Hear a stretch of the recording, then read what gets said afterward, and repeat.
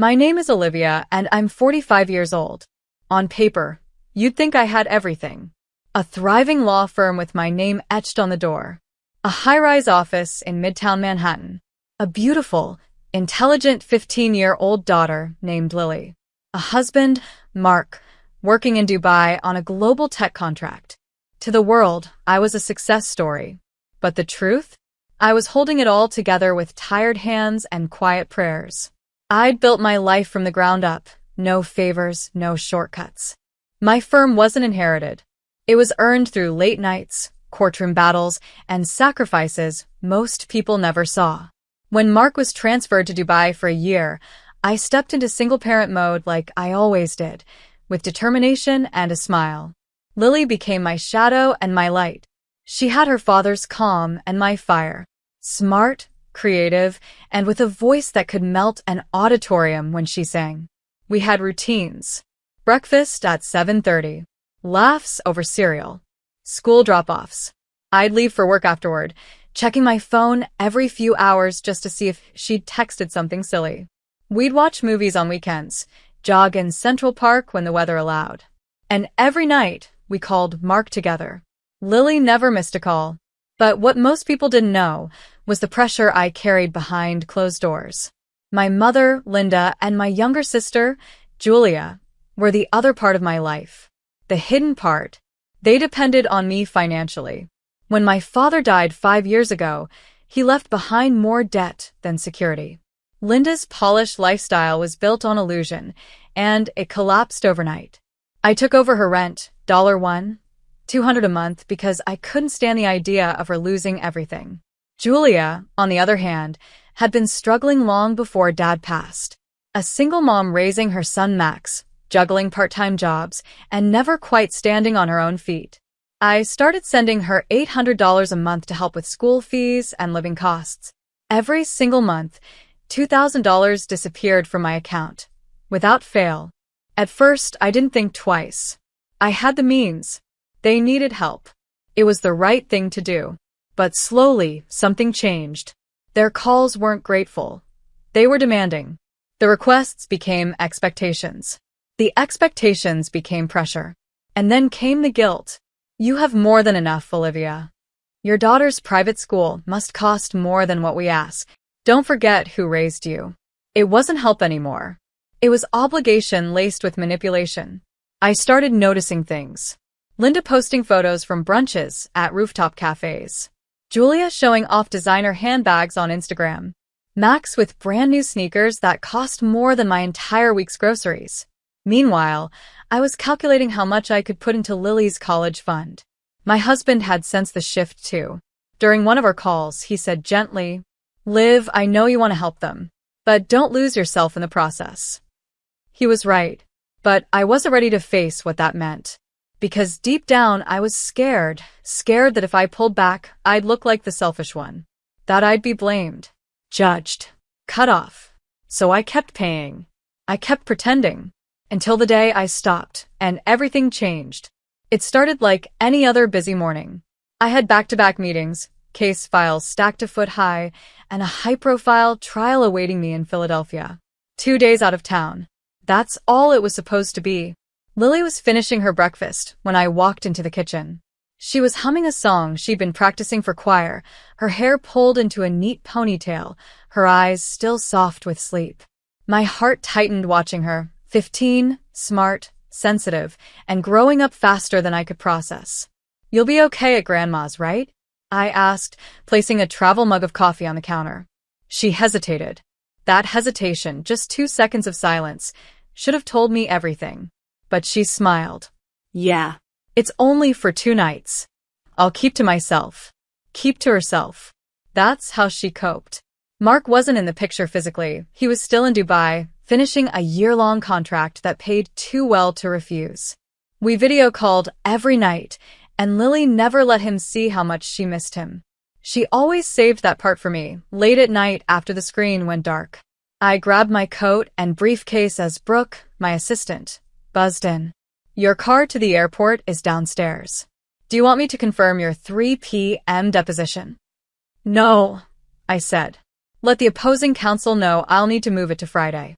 I need to handle this trial properly. She paused.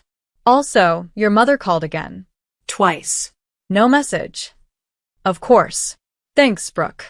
Just ignore it for now. Linda hadn't called to wish me luck. She never did. When the phone rang from her, it only meant one thing: money. As Lily and I stood near the front door, I bent down to adjust her coat collar and kissed her forehead. If anything feels off, I whispered, you call me. Right away. You don't wait. I know, Mom, she said softly. I will. I held her tighter than usual before she left. My gut told me something wasn't right. I just couldn't name it yet. On the drive to the airport, I received the first text. Olivia, call me, it's urgent. Then another. Max's school trip has a deadline today. They need $600. Please don't ignore me. And then, you're being unfair. I was sitting in the airport lounge when the third message came in. I hadn't even boarded yet. I sighed, locked the phone, and stared at the departure screen. I'd already sent them $2,000 just 5 days ago, as I had for the past 3 years. Without fail, without gratitude, without boundaries. I couldn't ignore it any longer. I dialed her number. She picked up on the first ring. Finally. Mom, I can't send any more money right now, I said calmly. I've already done more than I can reasonably afford. Her tone turned sharp instantly. So now you're counting dollars with your own family? You can fly first class and pay for Lily's private school, but you can't help your nephew go on a school trip? I've already sent $2,000 this month, I said. And Max doesn't need a trip. He needs structure. There was a beat of silence. And then came the venom. You've always looked down on us. You think just because you wear expensive heels and have your name on an office door, you're better than the rest of us. I blinked. Not with shock, but with clarity. This wasn't about money anymore. This was about control. And I wasn't willing to hand it over anymore. I'm done, Mom, I said. With the guilt. With the manipulation. I love you. But this is the last time we're having this conversation. Before she could respond, I ended the call. I boarded the plane with shaking hands. Not because I was scared, but because I knew I'd just done something irreversible. I had no idea how far she would go to punish me for saying no. The trial was going well. I should have been focused. My client, a small real estate firm, was being bullied by a massive construction company. The kind of case I took personally. I had spent weeks gathering evidence, building a strategy, preparing my opening. And by noon, I was already 2 steps ahead of the opposition. But my mind wasn't in that courtroom. It was still back in New York with Lily. I kept glancing at my phone, which I'd placed face down beside my files. She hadn't texted me all morning, which wasn't like her. Lily always sent updates. Even a "I'm bored" or "Max is being weird" would have been normal. But nothing? During the lunch break, I stepped out into the hallway to check again. Still no messages. Then suddenly, it rang. Caller ID, Lily. Relief rushed through me as I answered. Hey, sweetheart. I was just thinking about you. But what I heard wasn't her usual voice. It was breathless, unsteady, frightened. Mom, she got mad. Really mad. She pulled my hair and then slapped me hard. I fell and hit my arm. It's bleeding, Mom. I'm scared. I don't know what to do. For a moment, I couldn't move. My body went numb. My heart pounded so loudly I could barely hear my own thoughts. I gripped the phone tighter. Lily, listen to me. where are you right now? I'm still in the living room. Grandma's in the kitchen. Max just ran upstairs. I don't think he cares. Okay. Don't move. Don't talk to anyone. I'm calling the police right now. They're coming to get you. Please hurry, she whispered. It really hurts. I wanted to scream, but I couldn't fall apart now. I ended the call and immediately dialed 911. This is Olivia. My 15-year-old daughter is at her grandmother's house and has just been physically assaulted. Hair pulled, slapped in the face, fell on the ground. She's injured and scared. The dispatcher stayed calm, but I could hear them typing furiously. Units are being dispatched to the location. Do you have anyone else there who can reach her? No. No one. That's why I need you to get there fast. They promised they would. Next, I called Brooke. I need a flight back to New York. As soon as possible, I said, shaking. Also, start preparing the legal documents, restraining order, emergency custody block, everything. And stop all financial transfers to my mother and sister. Today. I'll handle it, she said without hesitation. Then I called Lily back. She answered immediately. Sweetheart, the police are on their way. Paramedics too. I'm coming home. I'll be there as soon as I can. She started to cry softly. She said it was because you didn't send the money, that it was your fault she had to teach me a lesson. I closed my eyes. This wasn't a tantrum. This was punishment. A calculated attack. Because I said no. And she used my daughter to send her message. 40 minutes later, Officer Davis called me personally. Miss Olivia, your daughter is safe. We've taken her to the nearest hospital. She has a bruised cheek, a sprained elbow, and a superficial cut on her arm. Emotionally, she's shaken. And Linda? I asked, my voice low and cold. We've arrested her for physical assault on a minor. Julia and Max were present, but neither intervened. Your daughter's account and the visible injuries line up. We'll need you to sign the formal complaint when you arrive. I'll be there as soon as I land.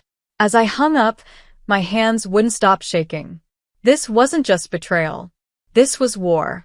And for the first time in my life, I wasn't afraid of what came next. Because now it was about Lily. By the time my plane touched down in New York, it was nearly midnight. I didn't bother waiting for my luggage. I had Brooke send someone for it later.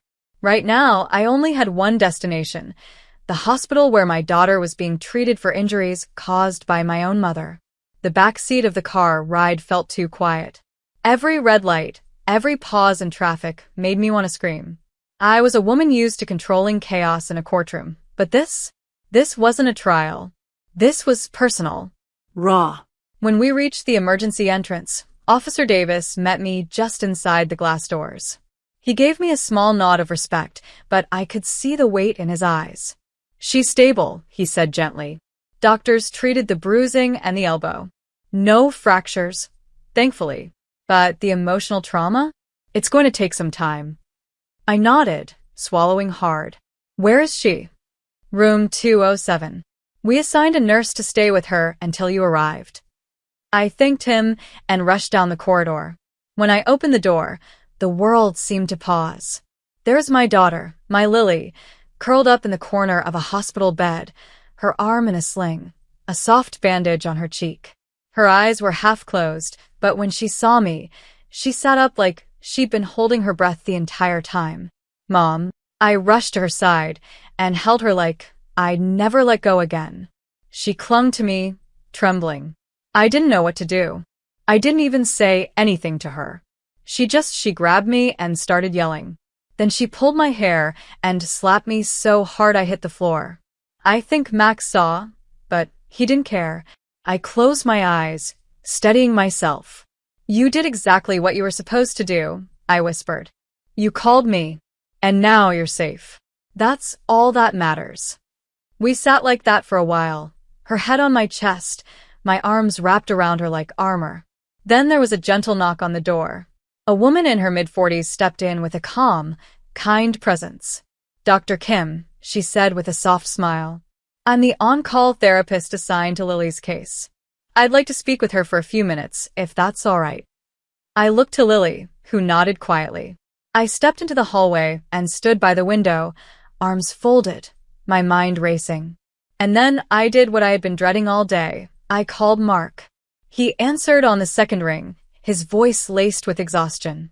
Hey, Liv. How'd the trial?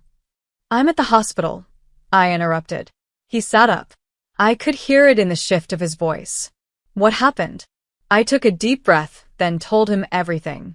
The screaming. The slap. The fall. The bruises. The fear. And finally, the arrest. There was silence on his end. The kind of silence that carries the weight of 1,000 emotions. I'm flying home, he said firmly. Tomorrow. First flight I can get. I didn't call to pull you away, I replied softly. I don't care, he said. I wasn't there when it happened.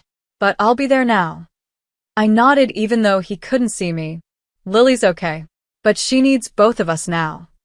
We hung up with a mutual promise. No more distance. Not now. Not after this.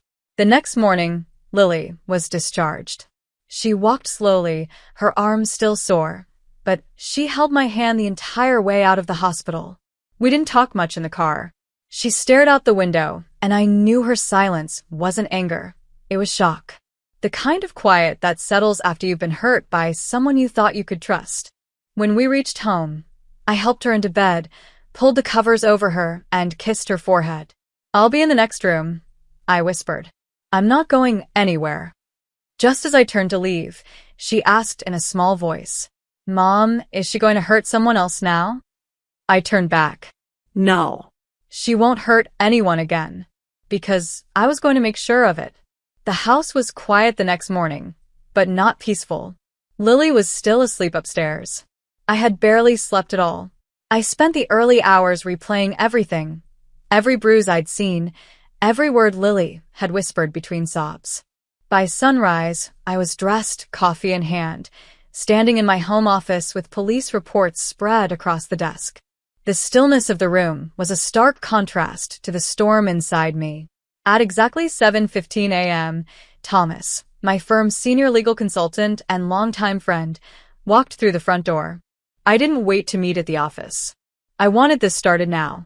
He sat down without saying much. He knew me well enough to skip the small talk. I handed him the folder. Hospital report. Photos of the injuries. Security footage from the building hallway. And the voice recording from the 911 call. I said, "It's all there." He skimmed through it, his brow tightening. "This isn't just a case," he said. "This is textbook child endangerment and assault. And I want her prosecuted to the full extent of the law," I said without flinching. "No plea deal. No family settlement. She doesn't get to walk away from this." He nodded. "We'll file for a permanent restraining order, full child abuse charges, and also move to terminate all financial obligations, past and future." "Already frozen the accounts," I added. "Brooke locked everything down the minute Lily was in the hospital." "She's smart," Thomas said. "She's loyal," I corrected. Just then Brooke called. I put her on speaker. "Julia just attempted a transfer request through the backup account." I denied it. "She also left 3 voicemails, and your mother called 12 times overnight." "I don't want to hear a single one of them," I said. "Just document every call, every message." "You got it." The phone buzzed again. This time it was a message on an old social media account I hadn't touched in years. It was from Linda. "Why would you call the police? Lily wasn't in real danger. It was just a lesson. You overreacted." I read it once, and then again. My jaw clenched. My chest tightened. A lesson? She had hit my daughter, pulled her by the hair, knocked her to the ground. And she dared to call that discipline? Thomas glanced over and gently removed the phone from my hand. "Don't respond," he said. "We let the courts respond for you now." And that was it. Something in me snapped, but not in anger. In clarity. This woman wasn't my mother anymore. Later that afternoon, I picked Lily up from school. She walked slowly, arms still stiff in the sling, but when she saw me waiting, her face lit up. She opened the car door and got in quietly. I handed her a bottle of water. "I had a good day," she said after a few minutes. "My teachers didn't ask questions, just said they were glad I was okay." I nodded. "I spoke with Dr. Kim. She wants to keep the weekly sessions going." Lily was quiet for a second, then said, "I want that too." There was a maturity in her voice I hadn't heard before. When we pulled into the driveway, she turned to me and asked, "Did you really cut them off? Grandma and Aunt Julia?" I looked her straight in the eyes. "Yes. Completely." No more calls. No more money. No more control. She leaned back in her seat, exhaled, and gave a soft smile. It was the kind of smile that said, "I finally feel safe." And for the first time in years, I felt safe too. 2 days later, Mark arrived from Dubai. I met him at the airport with Lily standing beside me, her arms still in a sling but her eyes brighter than they had been in days. When Mark stepped through the arrivals gate, Lily ran first, dropping her backpack and launching into his arms like the world was finally back in place. He hugged her tightly, eyes wet, heart full. Then he looked at me over her shoulder and mouthed, "I'm so sorry." I shook my head and whispered back, "You're here now.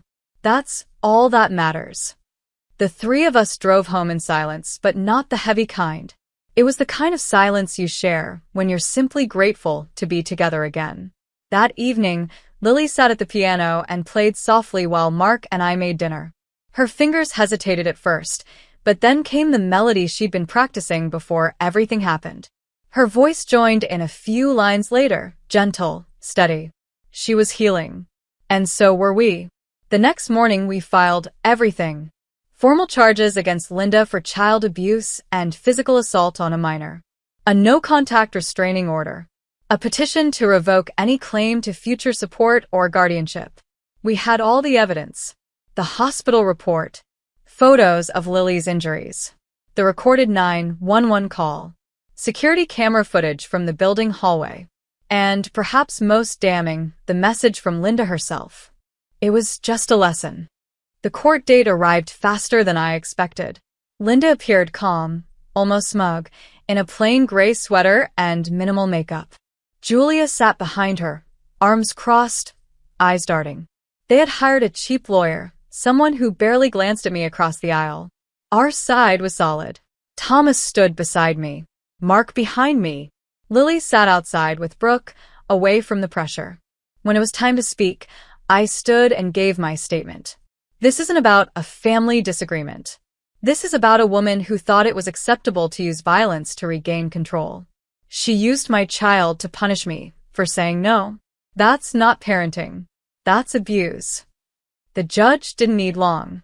This court finds Linda guilty of assault on a minor and child endangerment, he ruled. She is sentenced to 4 years in state prison with no eligibility for early parole. A permanent no-contact order will be enforced immediately. I didn't celebrate. I didn't cry either. I just turned and walked out of the courtroom, Mark's hand in mine. Over the next few weeks, our lives slowly began to settle, like dust after a storm. Lily went back to school full-time. At first, I noticed the little things, the way she kept her arm close to her side in the hallways, how she hesitated before answering questions in class. But slowly, those signs faded. She started speaking up more, smiling more. She didn't jump anymore when the phone rang, or glance nervously at every unfamiliar knock on the door. Her appetite returned. Her sleep deepened. Dr. Kim told us Lily was making remarkable progress in therapy. She's not just coping, she said. She's recovering. And it showed. We replaced anxiety with routine, trauma with warmth. Our house didn't echo with fear anymore. It hummed gently with music, quiet jokes over dinner, and peace we didn't take for granted. One Thursday afternoon, Lily burst into my home office, her cheeks pink with excitement and a crumpled sheet of paper in her hand. "Mom," she beamed. "Guess what?" Before I could answer, she waved the paper in the air. My teacher picked my painting for the school art exhibition. She handed me the printout, her acceptance form, and then pulled up a photo on her phone. It was her watercolor entry, a towering lighthouse on the edge of a stormy sea. Fierce waves crashed against the rocks, but the lighthouse stood tall, bright and still. "It's you," she said softly now. "You're the lighthouse." I stared at the image, stunned.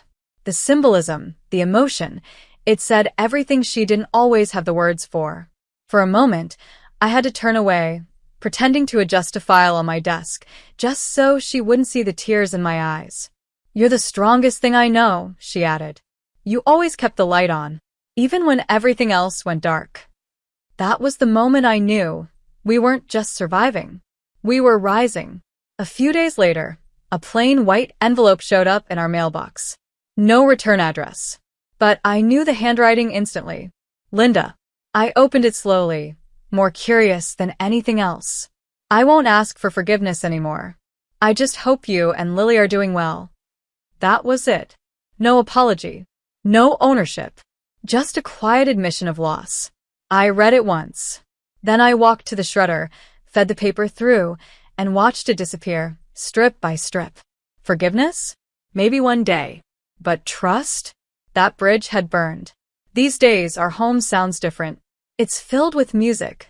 Lily singing in her room, humming while doing homework.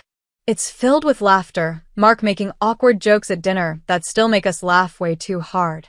It's filled with life, calm, steady, and ours. Mark took a permanent position here in New York. He's home by 6. We cook together. We clean together. We hold each other accountable, and we hold each other close. Lily doesn't sleep with her door cracked open anymore. She laughs at the breakfast table. She hugs without flinching. She walks with her head high. We don't mention Linda or Julia. Not because it hurts, but because it simply doesn't matter anymore. That part of our story is over. We chose peace. We chose healing. We chose each other. And most importantly, we chose to never, ever live in fear again. If this story moved you, inspired you, or simply made you feel something real, please take a moment to like the video. I'd love to hear your thoughts in the comments below. Have you ever faced a moment where choosing peace meant walking away from people you once called family?